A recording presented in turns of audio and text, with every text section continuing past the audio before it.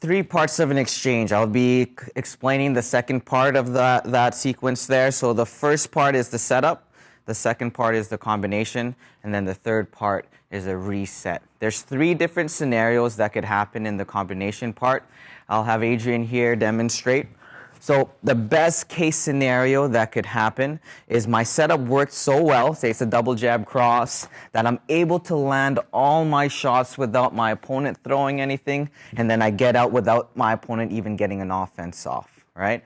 My second best case scenario is my setup worked, but my opponent gets to get an offense off, but he's not landing anything on me. I'm countering all the shots. I get out, and then I won that exchange.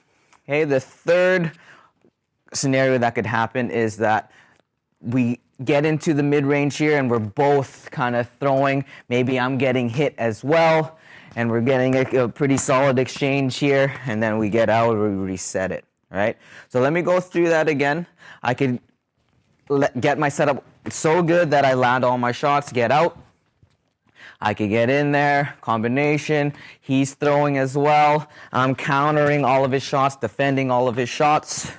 Or the third scenario, we're kind of in a war a little bit. He's throwing and I'm throwing. The reason why you need to know these three different scenarios is because sometimes I see athletes always shadow boxing, hitting the bag, or drilling things and always being successful. I'm always successful, I'm always getting out. But if you're not drilling and visualizing yourself getting hit sometimes in a war a little bit, when you are in that scenario in a real fight, then it's such a shock for you. So my advice is to try to drill every scenario that could happen. Sometimes I land all my shots, get out. Sometimes I get in and I counter all of my shots, their shots, or I'm a little bit in the war a little bit and I'm in a firefight a little bit. Yeah, the more you drill different scenarios, the more you're going to be able to keep your composure when you're in those scenarios.